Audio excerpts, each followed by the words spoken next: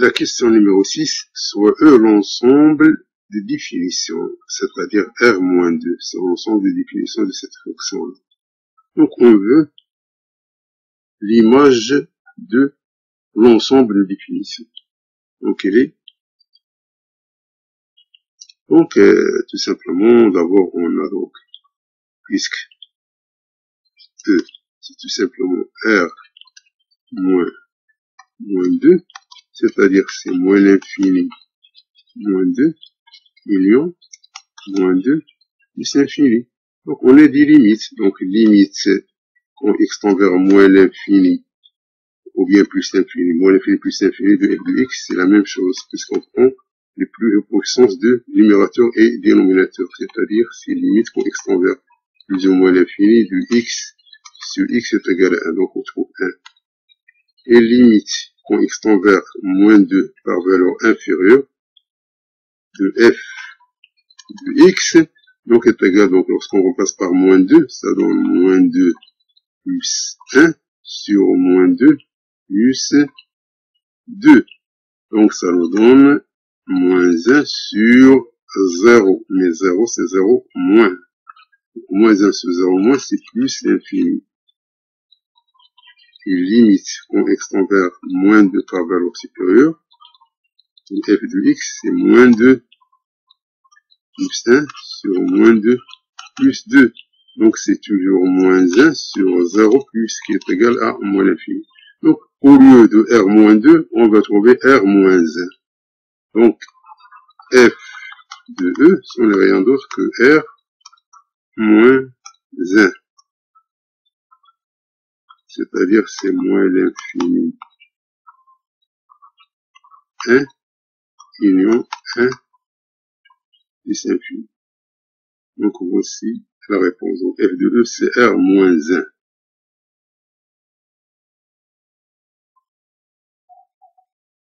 Trouver les maximums. Donc c'est la question numéro 6. Trouver les maximums et les minimums de la fonction f allant de moins 1 vers R qui finit par f de x est égal à la valeur absolue de x carré moins x plus x.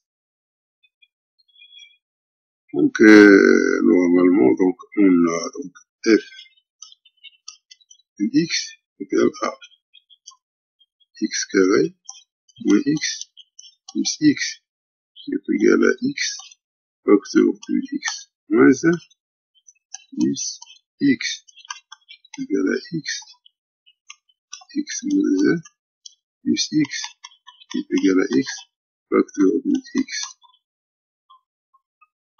moins 1 plus 1. Donc est égal à cette fonction-là. Donc si on veut, normalement donc on voit que f de x, donc c'est cette forme-là, donc on voit que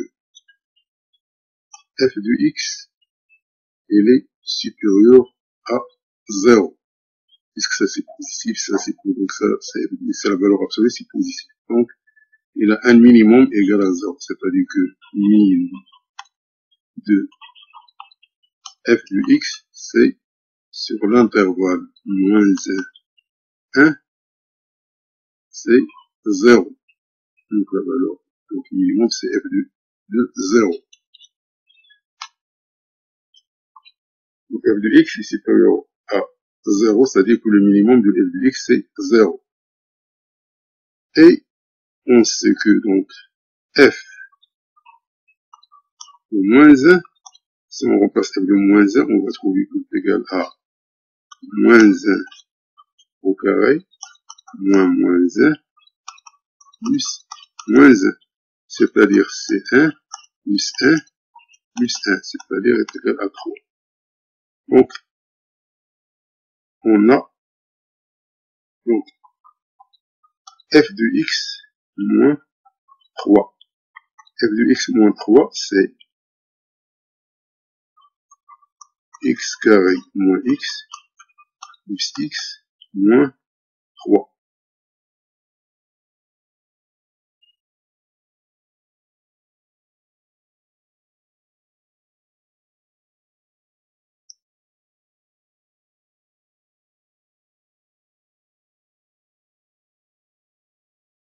Donc, on a x, ça c'est les valeurs de x, on a x, on a x moins 1, on a x moins 1 plus 1, on a x moins 1 plus 1, on a x moins 1 plus 1 moins 3, on a f de x moins 3. Donc, avant la racine, on a le c contraire, c'est-à-dire ça c'est moins x, ça c'est x, ça c'est 1 moins x, ça c'est 1 moins x, puisqu'on ne parle pas de en dehors de 1. Donc ça c'est 1 moins x plus 1. Donc c'est 1 moins x plus 1, c'est 2 moins x. C'est la même chose. 1 moins x plus 1, c'est 2 moins x. On a la multiplication, c'est-à-dire moins x qui multiplie 2 moins x, c'est x au carré moins 2x. Ça c'est x qui multiplie 2 moins x, c'est-à-dire c'est moins x au carré plus 2x. Ça, c'est ce terme-là, moins 3. C'est x au carré moins 2x moins 3. Ça, c'est moins x carré plus 2x moins 3. C'est-à-dire, ça, f de x moins 1, c'est la même chose. Donc, concernant cette valeur-là, donc, nous déterminons ici, donc, delta prime. Delta prime, c'est 1 plus 3. C'est 1 plus 3. C'est-à-dire, c'est 4. Donc, on a x1 qui est égal à 1 moins racine de 4, c'est-à-dire moins 2, qui est égal à moins 1. Et on a x2 est égal à 1 plus 2 égal à 3. Ici, delta prime, c'est 1. Donc, c'est 1. BCA, c'est 1. Moins, c'est-à-dire moins 3. 1 moins 3, c'est moins 2. Et puisque ce terme-là, il est négatif, donc, ce terme-là, donc ça veut dire que f de x moins 3, elle est toujours négative. Donc f de x, elle est moins 3, elle est toujours négative, car on a le discriminant, il est négatif, et le coefficient multiplicatif de x carré, il est négatif. Donc cette expression-là, c'est toujours, elle est négative, c'est-à-dire que f de x est inférieur à 3. Concernant cette partie-là, donc on a les racines, on a moins 1 et on a 3. Alors pour nous, on s'intéresse à l'intervalle moins 1 jusqu'au 1. Donc moins 1 jusqu'au 1. Donc entre les racines, c'est le signe négatif. Ça c'est positif. Donc ça c'est négatif, c'est-à-dire que f de x moins 3, elle est négative. D'où f de x moins 3 est négatif. Donc, on a f de x moins 3, c'est toujours négatif. Donc, cela signifie que max de f de x entre moins 1 et 1, c'est max, c'est 3. Donc, le maximum, c'est 3. Donc, le minimum, c'est 0 et le maximum, c'est 3.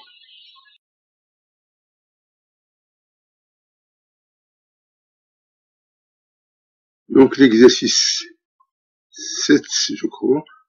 Donc, on donne les points A, B et C, déterminer l'angle BAC en radian.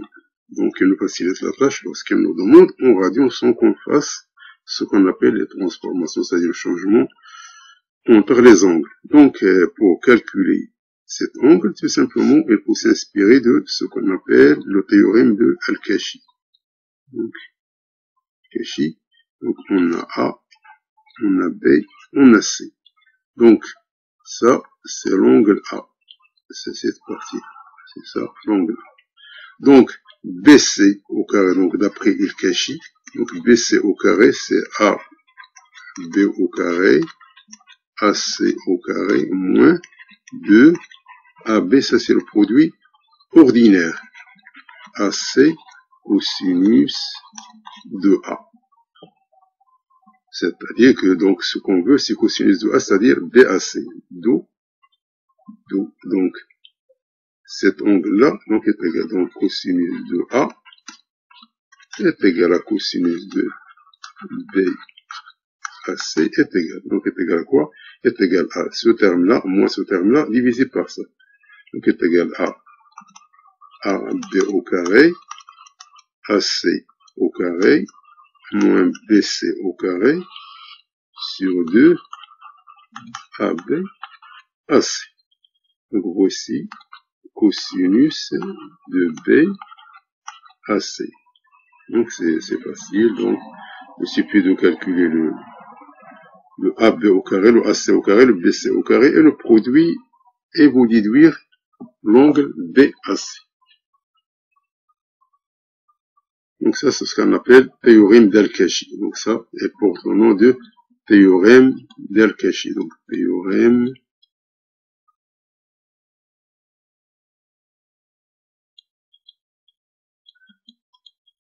d'Al-Kashi.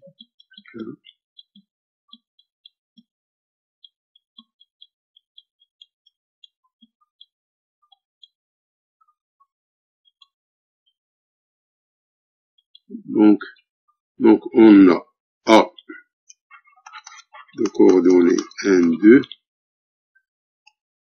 B moins 2, 1, B moins 2, 1, et C, je crois 0,4. 0,4, c'est ça. Donc, tout simplement, donc, il faut calculer AB. Donc, AB, c'est moins 2, moins 1. Ça fait moins 3. 1 moins 2, ça fait moins 1. Donc, ça nous donne AB. Donc, AB est égal à racine de moins 3 au carré plus moins 1 au carré. C'est-à-dire, c'est 9 plus 1, c'est racine de 10. Donc, ça, c'est AB. Et AB au carré, c'est 10. Donc, AC. Donc, AC, c'est 0 moins 1, c'est moins 1. Et 4 moins 2, ça fait 2. Donc, AC, c'est racine de moins 1 au carré, de 2 au carré. Donc, c'est racine de 5. Et AC au carré, c'est 5. BC. BC, c'est 0 moins 2, c'est 2. Et 4 moins 1, ça fait 3. C'est-à-dire que BC, c'est racine de 2 au carré plus 3 au carré. Donc ça c'est 4 et ça c'est 9. Donc est égal à racine de 13. Donc BC au carré c'est 13. AB multiplié AC. Donc AB c'est racine de 10. Et AC c'est racine de 5. Donc c'est racine de 10. Racine de 5 c'est racine de 10 fois 5. Donc c'est racine de 10 qui multiplie racine de 5, donc est égal à racine de 50.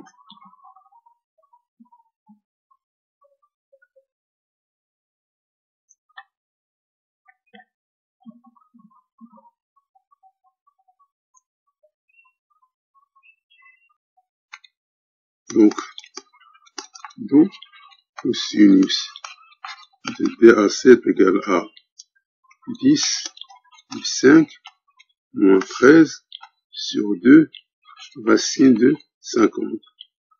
Donc ça c'est 2 sur 2 racine de 50, donc 1 sur racine de 50, donc c'est racine de 50 sur 50. Donc, après calcul, vous trouvez qu'il est égal à quelque chose. Donc, ça, c'est le cosinus. Ça, c'est le cosinus. C'est-à-dire, pour avoir l'angle, donc, si vous voulez l'angle, c'est-à-dire BAC, ça, c'est arc cosinus de racine de 50 sur 50. C'est-à-dire cosinus moins 1 de racine de 50 sur 5.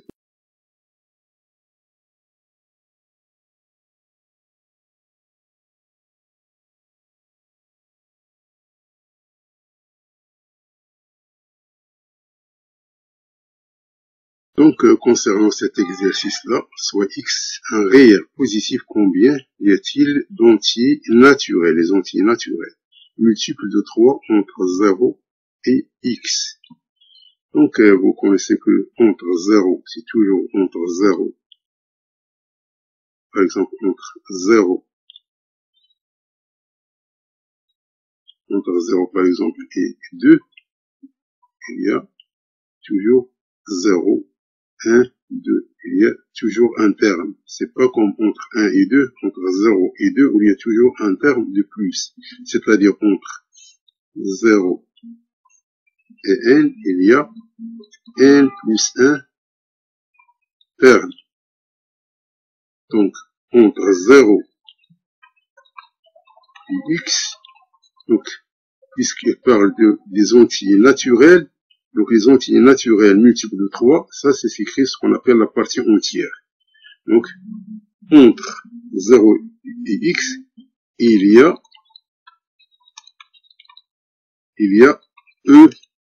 ex sur 3 plus 1. Il y a, ça c'est un terme de plus. Le n, c'est la partie entière du x sur 3. C'est la partie entière, c'est-à-dire sans virgule. C'est la partie entière. La partie entière, c'est-à-dire la partie qui est à droite de la virgule. Donc ça, c'est la partie entière.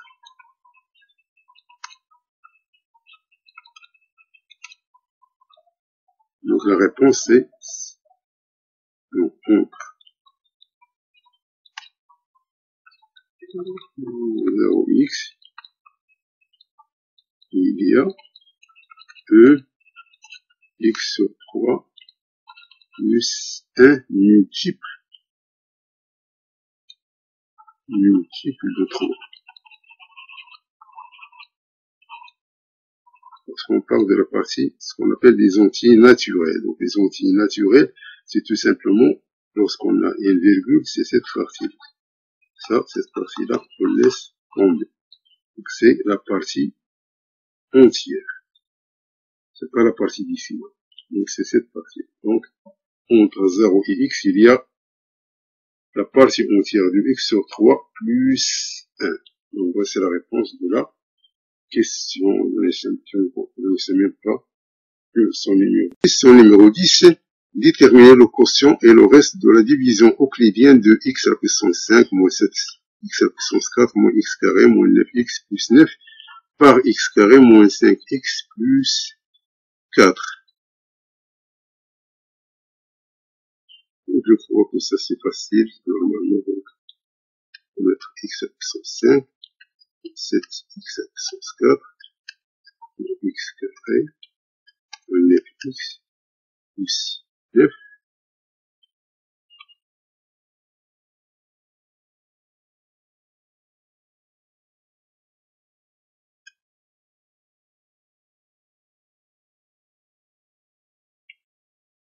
Par x carré moins 5x plus 4. Donc, ici on a x à la puissance 5. Ici on a x au carré, donc on peut multiplier par un x à la puissance 3. Donc x à la puissance 3. X à la puissance 3, on peut multiplier x à la puissance 2, c'est x à la puissance 5. Ça c'est moins 5x fois x à la puissance 3, c'est moins 5x à la puissance 4. Ça c'est 4x3 plus 4x3. Et on va faire un moins ici. On va soustraire. x5 moins x5, c'est 0. Moins 7x à la puissance 4 moins, c'est plus, c'est-à-dire reste moins 2x à la puissance 4. Ça, c'est 0 moins 4x à la puissance 3. Moins x carré, moins 9x, plus 9.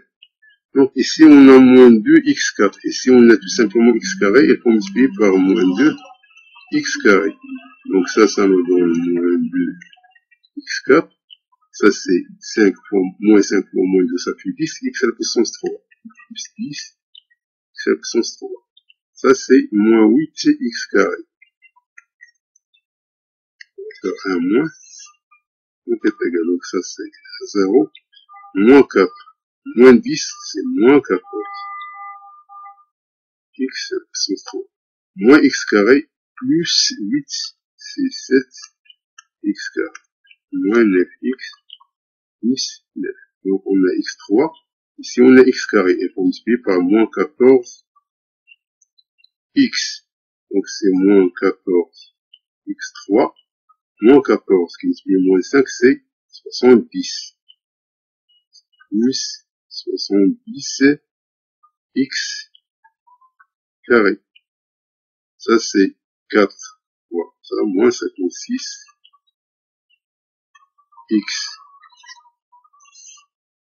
Donc ça c'est 0. 7 moins 70, c'est moins 63 x carré. 9 moins 9 plus 56, c'est 47 x plus 9. Donc ça c'est moins, c'est x carré, donc je vais multiplier par moins 63. Donc moins 63 x carré. Ça c'est moins 63. Moins 5, ça fait 5 fois 3, ça fait 15, 11, 31. 31. Ici c'est moins. Donc ça c'est 31, c'est plus. Parce que le moins, donc ça c'est moins 12, 24, 25.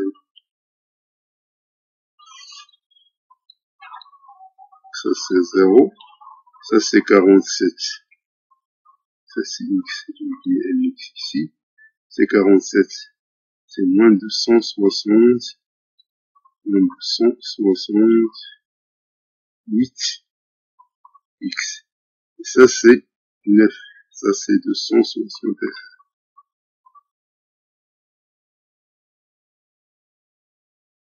Donc d'où?